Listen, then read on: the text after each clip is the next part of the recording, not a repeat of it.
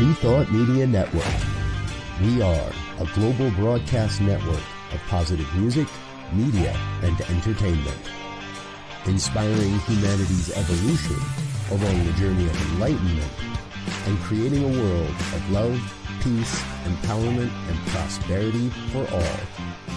New Thought Media Network. Positively inspiring.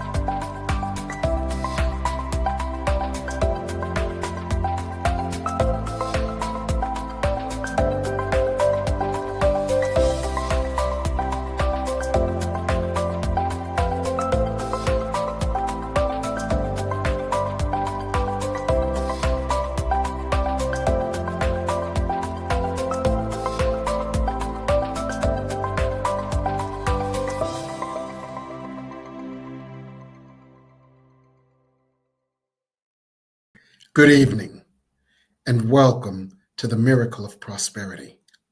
I'm your host, the Reverend Dr. Jim Webb, Senior Minister of the Tacoma Metaphysical Chapel in Silver Spring, Maryland.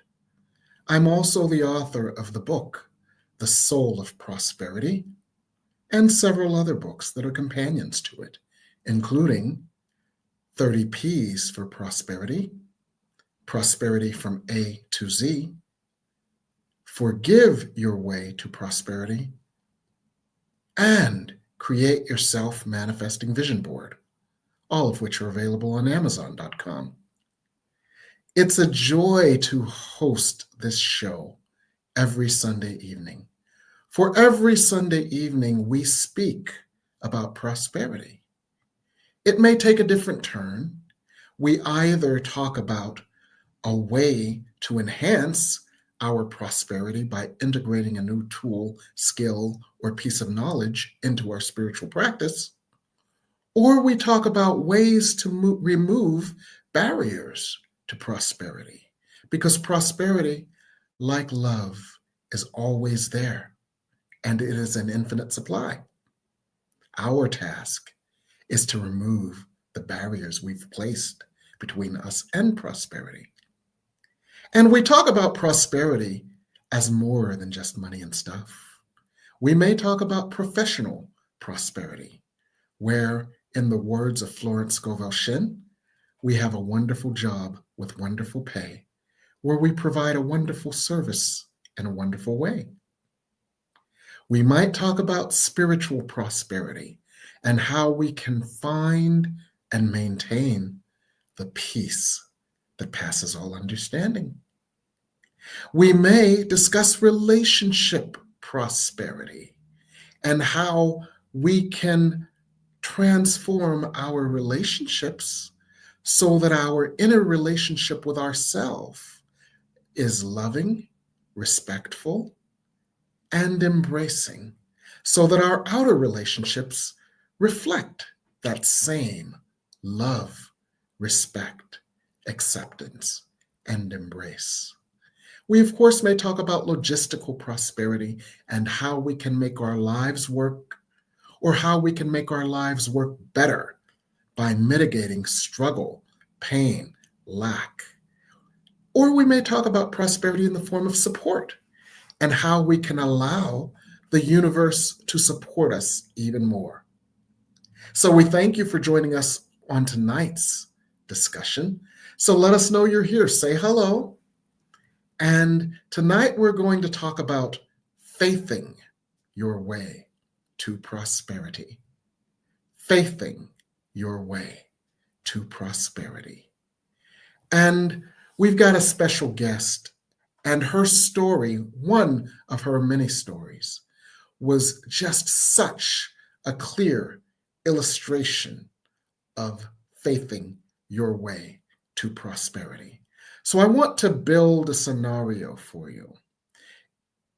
I think that many of our viewers may remember a series called Gilligan's Island, where the SS Minnow went on a 3 hour tour, a 3 hour tour. The weather started getting rough. The tiny ship was lost. If not for the courage of the fearless crew, the minnow would be lost. The minnow would be lost. Well, we remember that opening scene. Reverend Karen Gray, who is our guest this evening, lived a somewhat similar scene in a beautiful lake. I believe it was Lake Como in Italy. And she was on the boat with an international group of people. She was next to a German guy, and she and he were quite calm, and they just held onto the railing, and they talked about, where are you from? And she said, DC. She said, stand behind the yellow line. That's what they remembered, the metro in DC. And there were these Italian guys, and one of the Italian guys said, we're all gonna die. And Reverend Karen Gray said, oh, I guess I speak Italian, because I understood what he said. And the remarkable thing about this story was that Reverend Karen Gray had a faith point. And that faith point that Reverend Karen Gray found allowed her to have faith that despite all the turmoil, despite the ups and downs, that point of faith kept her calm, kept her focused on the good. And that point of faith was the surface of the water was essentially flat. From my perspective, it seems awfully turbulent, and it's going up and down, and any moment the boat could capsize. But if I take a different view, if I take the longer view, if I see things differently, which is the definition of a miracle in A Course in Miracles, if I see things differently, the surface of the water is essentially flat, and there's the land. And that calming faith statement changed her perspective, offered a miracle in the form of a shift in perspective, and helped to move her through this rather harrowing experience. Despite the turbulence of the moment, she was able to faith her way to peace. Now, Reverend Karen Gray, I synopsized your story.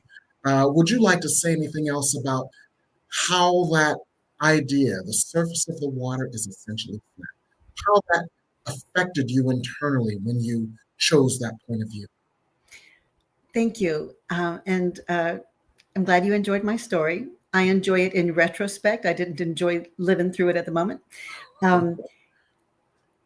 What was important was that, in that moment was that while I was there in the boat with people screaming and yelling and vomiting and crying all around me, and looking out on the water and seeing other boats tossed around on the rough waters, that was very disturbing.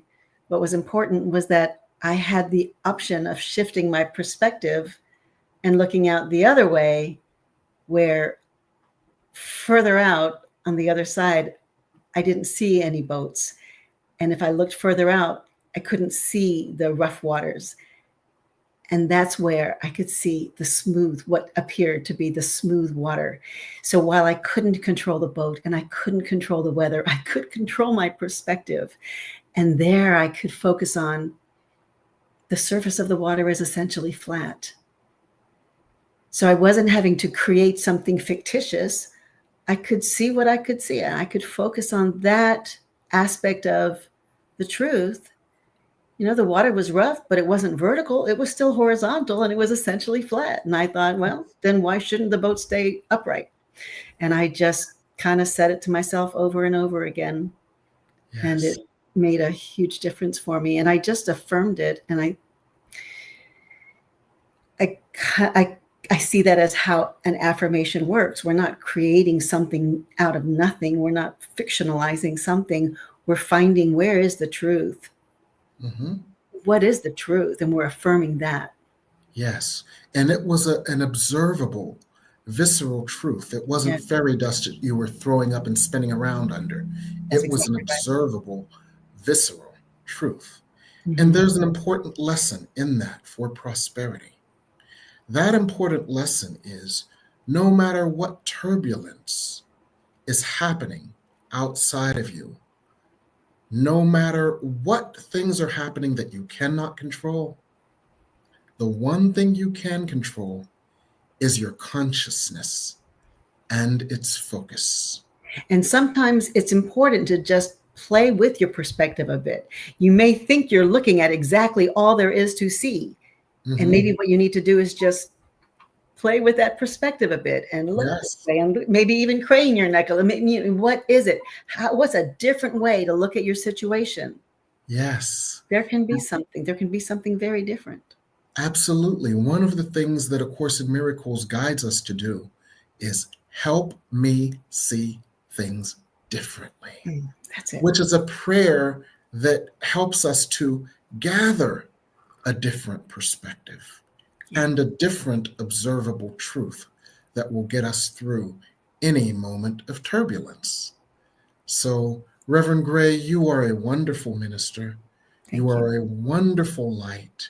You are an inspiring speaker, and you you are just a joy to be with and to be around.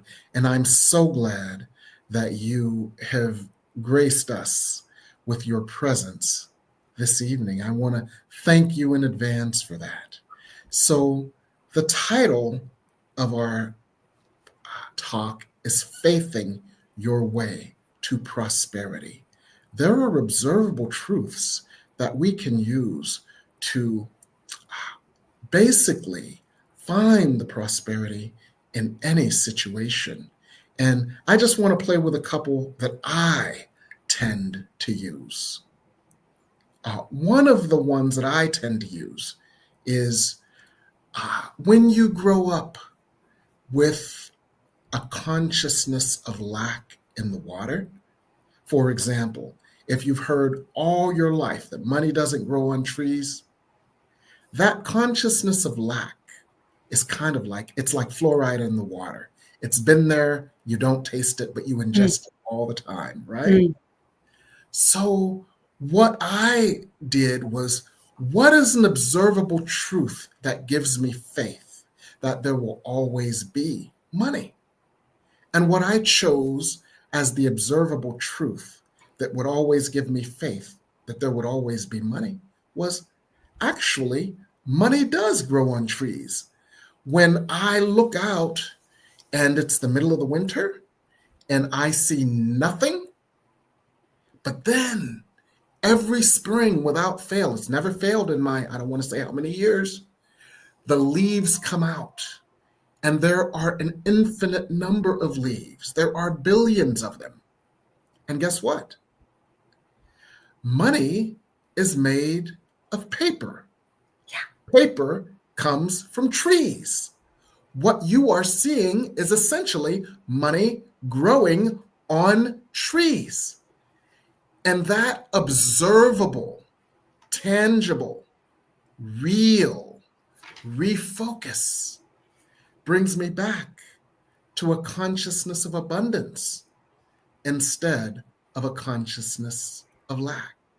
I love that illustration. I love that it's green. I love that it's beautiful. I love that it's the natural world, and it takes us into the natural world, which gives us so many of these illustrations. I mean, Yes. if you have an opportunity to even look out your window and you can see the abundance of nature and so many opportunities to notice, clearly we live in an abundant universe. When we Yes. start to doubt abundance, check out the abundance in the universe. Right? Just Yes. looking out our window gives us so many opportunities. Absolutely. Absolutely. So it's a shift in perspective. Yeah. Yeah. Now, there may be many other conscious or unconscious pieces of misinformation that we've learned that we can undo in the same way to restore our faith in prosperity. And we're going to talk about those and we're going to answer questions. But I wanted to first just introduce everyone to Reverend Karen Gray. So get your questions ready, and we will work with your questions. And we're going to go to break right now, but we'll be back here on the New Thought Media Network.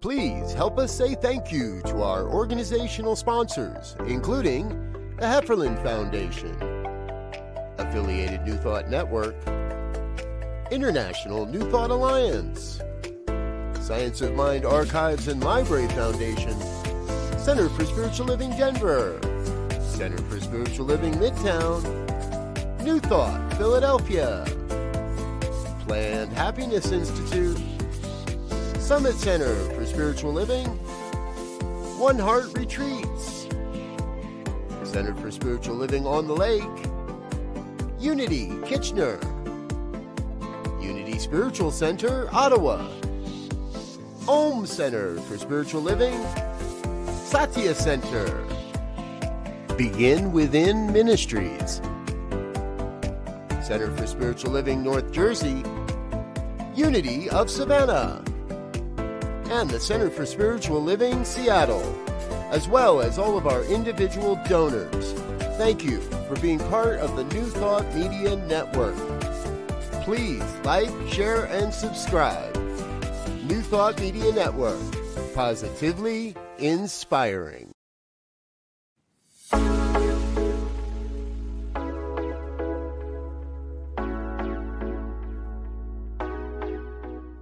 What if the person you think you are is just a fraction of who you truly are?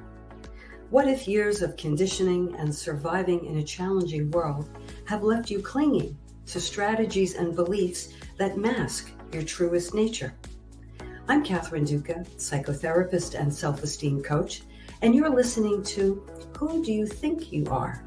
A show that looks beneath our psychological masks and uncovers our profoundly messy, beautiful, brilliant, tender-hearted essence.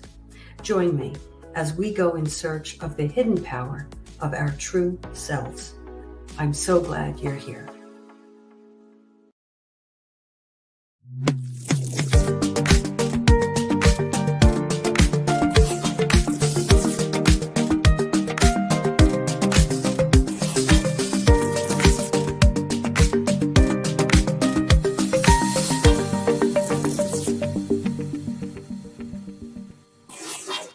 And we're back here on the New Thought Media Network with Reverend Karen, a spiritual teacher, spiritual leader, wise sage. So Reverend Karen Gray, at 12 minutes after, Henry Harris had a question. And that question is that, what are your thoughts on the idea in the scripture, faith is the substance of things hoped for? I'm blacked out for some reason. And yet we do believe you exist. Yeah, you're still there. You go. I exist, even though I'm blacked out. That is faith. Jim, why don't you go out and come back in? Okay. And we'll discuss that. We will let Karen answer that question here. Okay. Go up to, let's see here. So this is Henry's question. It says, since the subject is about faithing, what is your assessment to the scripture that talks about now faith is the substance of things hoped for? That's from Hebrews 11:1. So what's your perspective on that? Well, my first thought is I'm interested in what Henry thinks about that. But I'm the one who's on the show, so I'll talk about it. Right. I've been thinking lately about substance and God as substance, spirit as substance, and the difference between substance and matter, where matter is form, which has limitation, and substance is the all, right? So substance is the all of what exists, the allness. So faith is what puts us in touch with the all. Faith is what gives us access to the all. So I will admit that in a way I find that phrase a little bit kind of slippery, kind of hard to grasp, except that when I break it down as I just did, faith is the way to the substance, meaning the allness of, things hoped for, of all that we could aspire to. Substance isn't the physical, isn't just the physical, but it's all that we kind of, all the experience, all the form and experience that we could hope to visualize, touch, know in our lives. And faith is our way to access that. Yes. Yes, I agree, Reverend Karen. And I sometimes think of faith as a magnetic allowing. If you have faith energetically, you are opening a portal of possibility. What if substance were the whole compendium of all the infinite possibilities that God is? And what if your faith was, this is my portal that allows all of God's possibilities to be shown to me and to be ushered in through the portal into my experience. So I love the way you put that, Reverend Karen Gray. Yeah, faith is the clearing of the obstacles. Basically. Yes. Right, because yes. faith is the true way of being when Yes. we cleared the obstacles. Yes, and let's take it back to your Gilligan's Island analogy. Okay, you had faith that the surface was flat. All the obstacles were the turbulence, the screaming people, the vomiting people, the Italian people saying, "Oh, we're going to die." But you had faith despite all of that.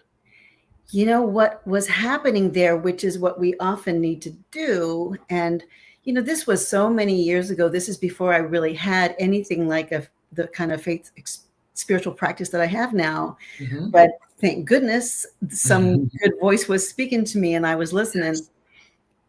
I had these 5 senses that normally get me around just fine. Mm-hmm. In that moment, my 5 senses were all telling me to panic. And another sense came through, another voice came through and said, just calm down. Just be still. Just be quiet. Notice that the surface of the water is essentially flat. I mean, faith really is sometimes turning away from those 5 senses that we usually count on, and they're very important to us. Yes. But it's going beyond them. To use the 6th sense. Yeah. The sense of knowing. Yeah. And interestingly, that's what we do in meditation, spiritual practice, and communion with God. We turn on that sense of oneness with God. We turn on that sense of us being a part of a greater force, a higher power, instead of being apart from the source, instead of being apart from the power. We turn on that blessed union, which causes us to be aware of that power flowing to us and through us, and that power then expressing as us. And our consciousness expands to become at one with the higher consciousness. And that transcends our 5 senses, and it utilizes and amplifies our 6th sense. Yeah. So would you say, Reverend Karen Gray, that one of the ways to build your faith is to build that 6th sense, that sense of your union and communion with the higher power? Absolutely. Consciousness is experience. And so if our consciousness is down in the 5 senses, that's where our experience of our life is going to be. And if we want to elevate our experience into that spiritual kind of faith-filled level, then building that consciousness, building that faith connection is the way to go about it. Yes, yes. Building that connection. Yes, yes. And let's play with some of the ways we can build that connection. Meditation and prayer, obviously, but also being in nature, swimming, laughing with friends? Mhm. What other ways, because it doesn't just have to be prayer and meditation. What other ways have you found that you nurture that connection with the divine? Talking with your daughter. Mhm. Mhm. Driving with your daughter in a car, and even when you're in silence. I'm not even when you're in silence, just knowing of this blessed union, that this soul came from you, and your experiences together are so vast that there is a love there that needn't be spoken, that cannot even be expressed. Yeah. And that, I'm not putting words in your mouth, but I would imagine that heightens your sixth sense, your Oh, sense of oh time. yeah. Whether I'm listening to my dear daughter Dorothy or just listening, I think that if I had to put it in just one answer, I would say listening, and that listening that comes in listening in a conversation, listening in silence, listening in prayer, listening to music, listening to the water in a river, just listening Hmm. is the primary way of building that connection, because spirit has so much to say, Yes. and Yes. we'll always find a way to say it if we will listen. If Absolutely. we will just listen. Yes, and you exhibited that in our Gilligan's Island story, Mhm. because you basically took to heart the scripture, "Be still and know Mhm. that I am God." Yeah. You were still in the midst of the madness, and in that stillness, God spoke to you Mhm. and gave you a different point of view. Mhm. How wonderful. Thank you so much for that, Reverend Karen Gray. Now, let's play with some other statements of faith that can get us through challenging times or turbulence, so that we can faith our way to prosperity. And I'll share with you another that I use. Sometimes unfortunate things happen, and you wake up the following morning, and the first thing you come to is, the awful thing that happened, or the thing that you regret from yesterday, or whatever. And I found a statement of faith in the movie Gone with the Wind, Oh. where Scarlett O'Hara would say, "I'll think about that tomorrow, for tomorrow is another day." Uh-huh. And a part of that was, that I took from that, was, yesterday's past.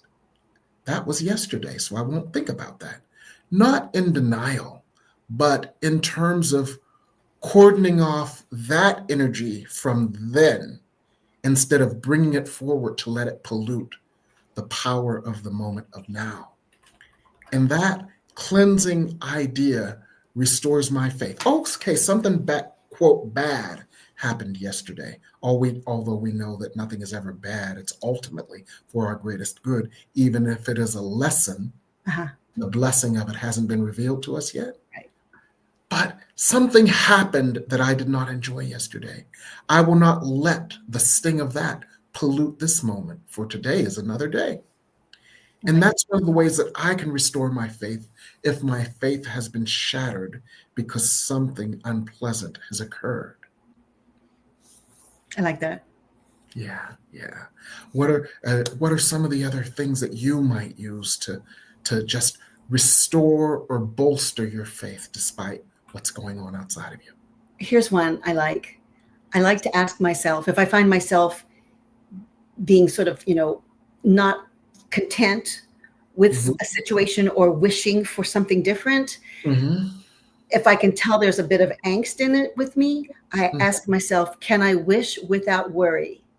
Can I wish Mm. without worry? That's what I say when I want to make sure, wait a minute, a wish, if there's worry in it, then that means I'm still believing something. I'm hanging on to the negative belief. And you're actually projecting that forward. Yeah, Mhm. I'm basically preying on this bad thing.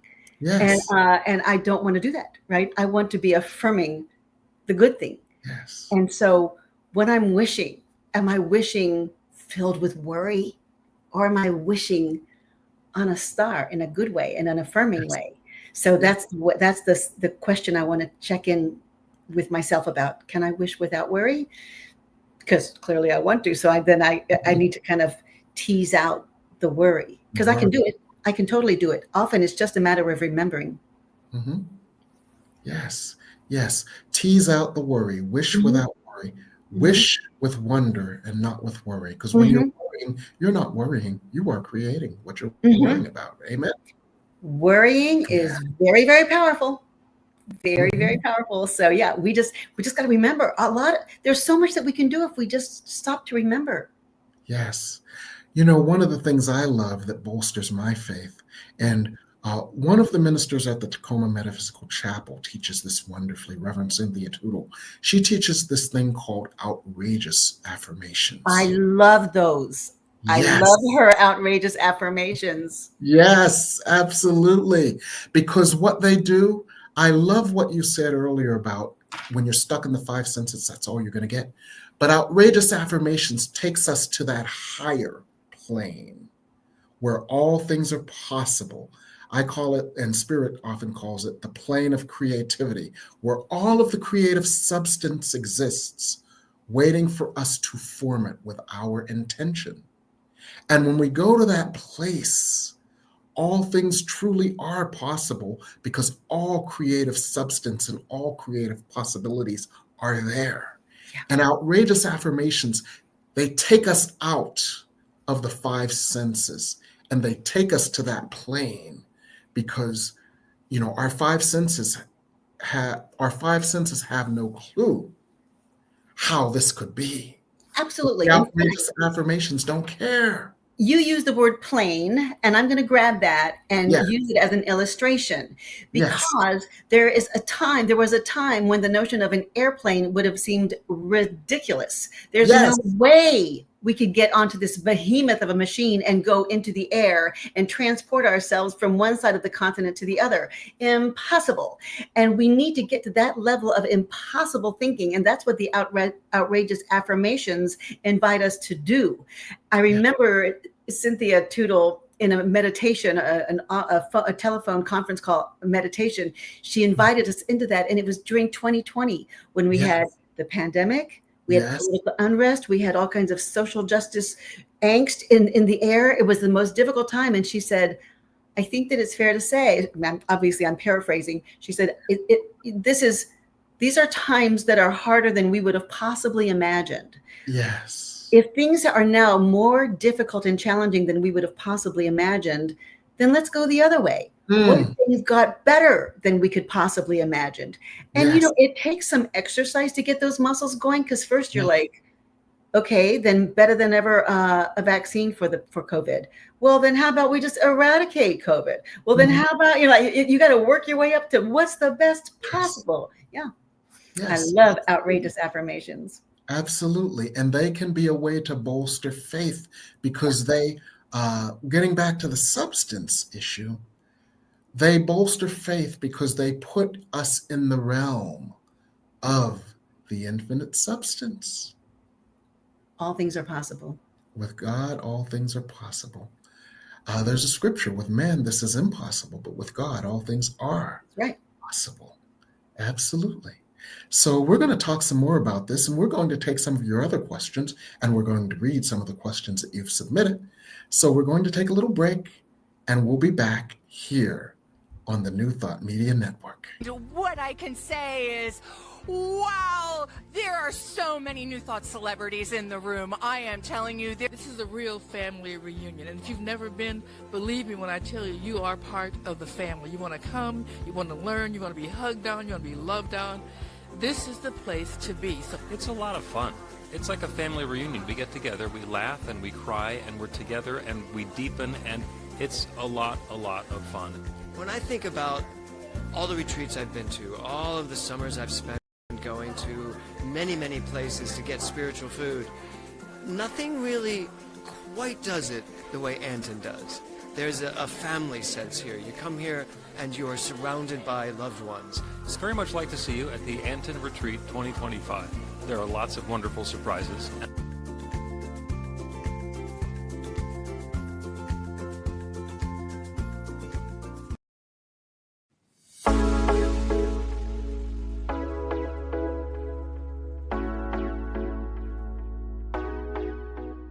What if the person you think you are is just a fraction of who you truly are? What if years of conditioning and surviving in a challenging world have left you clinging to strategies and beliefs that mask your truest nature?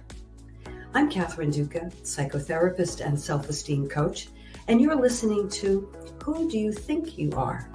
A show that looks beneath our psychological masks and uncovers our profoundly messy, beautiful, brilliant, tender-hearted essence. Join me as we go in search of the hidden power of our true selves. I'm so glad you're here.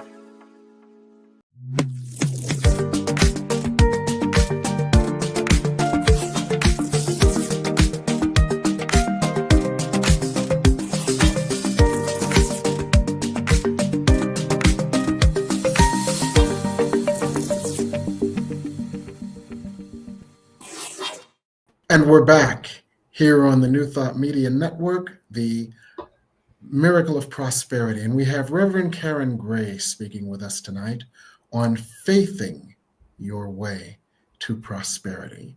Now we have another question. It's actually a compound question. At the 8:22 and 8:23 hour, Rosabella asks, and just to paraphrase, how do we faith our way to prosperity when our finances aren't financing, or when we are in the midst of personal disruptions and we don't want to be pulled down the rabbit hole? Let's take them as two separate questions, and how can we have faith? And let's broaden the question for everyone. How can we have faith in finances if our situation is financially turbulent? I have a technique that I use, if you want me to work with that first, and then you'll share some other things, Reverend Karen Gray. Sure. If you're ready, go ahead. Yes, sure. I have a technique that I use. I just look at a skyscraper.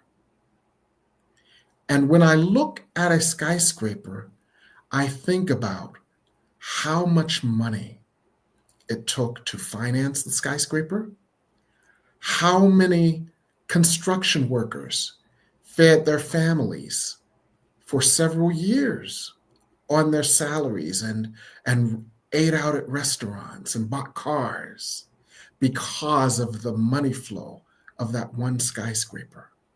And then when I look at that one skyscraper, where you have one, you have many more often than not.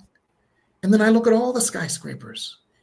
And before I know it, I'm thinking about the billions and billions of dollars in one city block.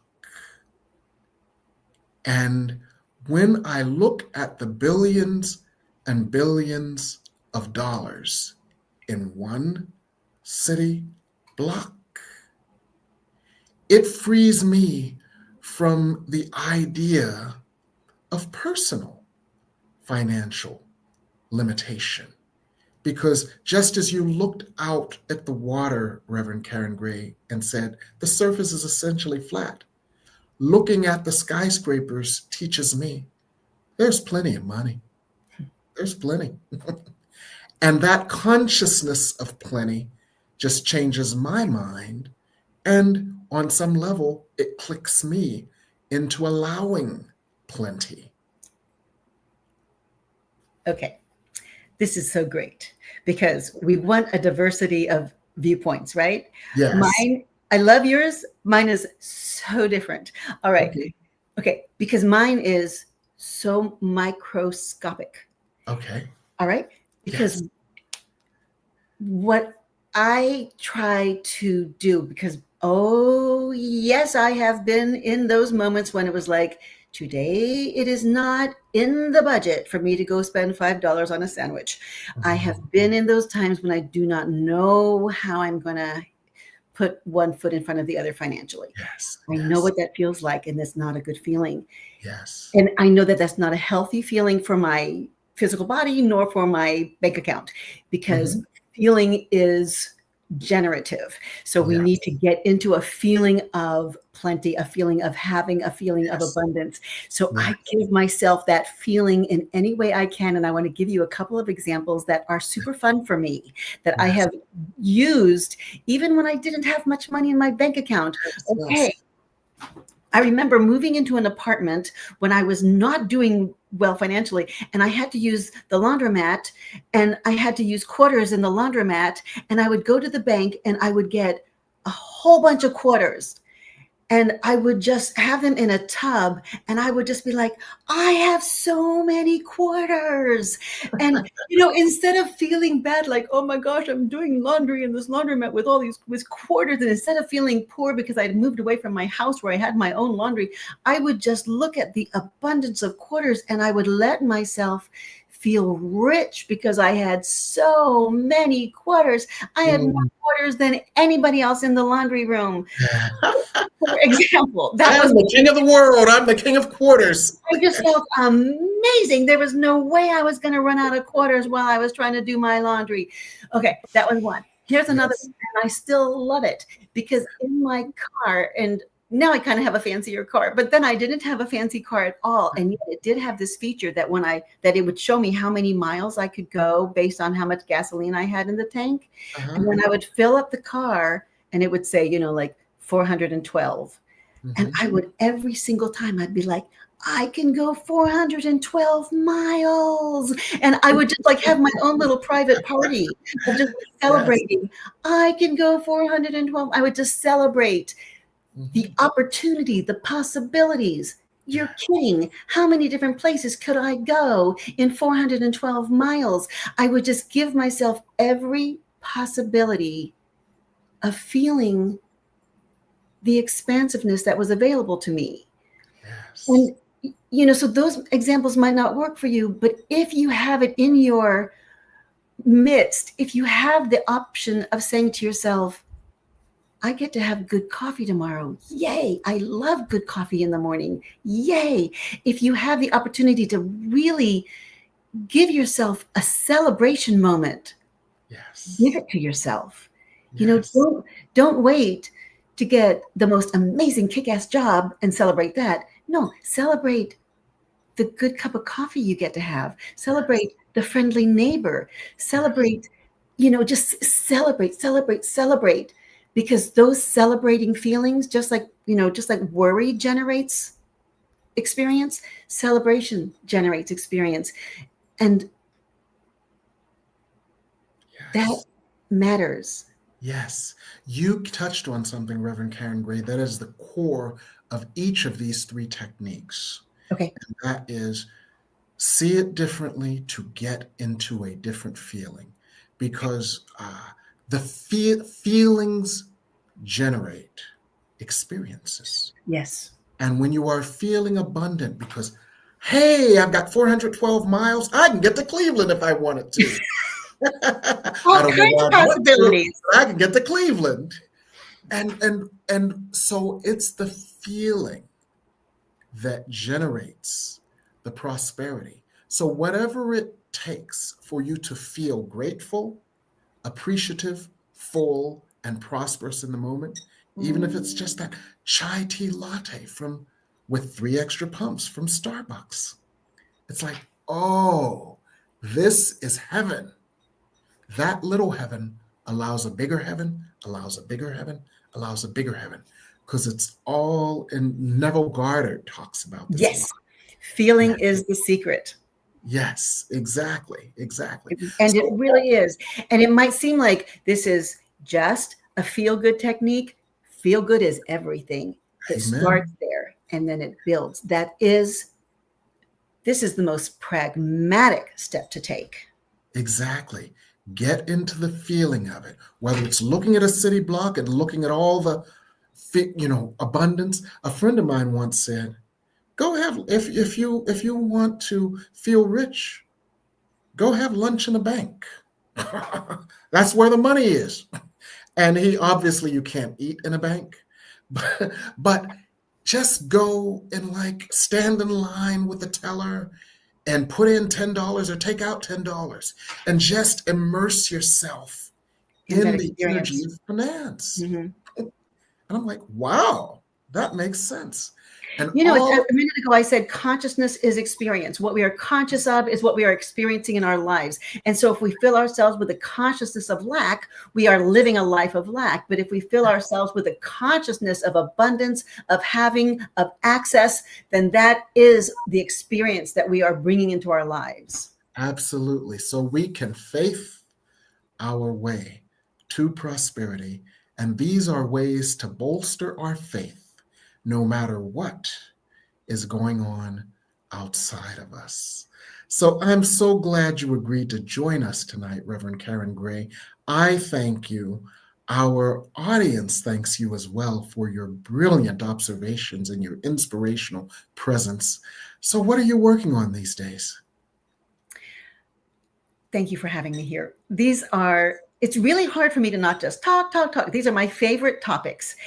So what I'm working on, one of the things I'm loving working on right now is I'm developing a course on new thought prosperity principles. Right now, the format that I'm working on right now is for a 13-week course, but the format is totally flexible. But this is drawing on the principles of Eric Butterworth, Charles Fillmore, Neville Goddard, Edwin Gain, a lot of these great teachers who have come before us with lessons and meditations and exercises. And it's very personal, right? Drawing from each participant their own personal prosperity principles and also examining some of their roadblocks so that we can look at mindset. So you can imagine, I'm just thoroughly enjoying developing that. It is so much fun. Yes. That's one thing I'm focusing on now. And, I'm still loving my coaching practice. It's incredible to me. I've now been coaching for over 25 years. And the coaching is life coaching with a real focus on, what did I say earlier? It's on listening and listening primarily, to that voice within. For some people, it comes real naturally. For others, it takes more practice, but for everyone, it's good. Chipping away at whatever that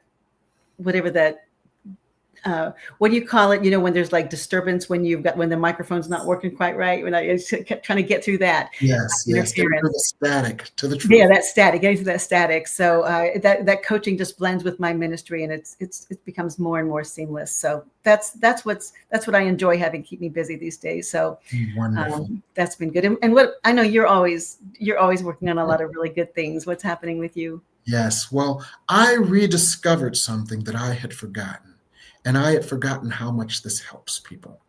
I rediscovered a thing. I do counseling, I do coaching, I do intuitive readings, I do channeling, I do all that stuff. But I forgot that I do 15-minute laser prayer sessions for people. I totally forgot that I did that. It was buried somewhere on my website. And all of a sudden, I found myself doing some. We did a service in church a few months ago, where we had basically laser prayers for people. Yeah. And I did a prayer for a lady whose house had been sitting on the market. And we did the laser prayer for that. And a couple of weeks later, she came and said, well, I got home from church. And when I got home from church, there was a message. I had an offer on my house. You prayed an offer on my house. And I thought, hey, I forgot. I do laser prayer. And prayer is very effective. So one of the things, the universe has a way of reminding us of things. So I kind of started mentioning this. And last week, I can't tell you how many laser prayer sessions I did. Great. So that's a part of my practice that I had forgotten about, that I am reviving. Thank goodness. And I'm working on a new book and working on some new classes as well. And we've got our existing classes. So that's what's keeping me busy right now, Reverend Karen Gray. Are you going to tease us like that? What is the new book? I'm going to tease you like that. We'll find out eventually. Okay. Actually, I'm actually working on 3 simultaneously. You know how some people have 3 different books on their nightstand that they're reading, but you have 3 that you're writing. I have 3 that I'm writing. I'll give you a couple.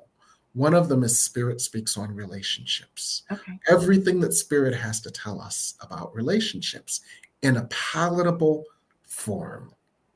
Okay. The other is a book of, the working title is A Book of Sermons. Oh, excellent. And it's a book of all my sermons. Great. Yeah. And the third I'll tease you with. Okay. We'll stay tuned. Okay, stay tuned. Thanks again for inviting me. This has been Oh, really fun. absolutely. Thank you, Reverend Karen Gray. I got to talk to Reverend Jim Webb for a whole hour. Yes, and I got to talk to Reverend Karen Gray, my idol. So we're so glad you're here. I want to thank our audience as well, and they thank you too. I want to thank our producer, Reverend Michael Mangus, for holding us together tonight and every night. And I want to thank you in advance for coming again next week, everyone, to the Miracle of Prosperity here on the New Thought Media Network. Good night.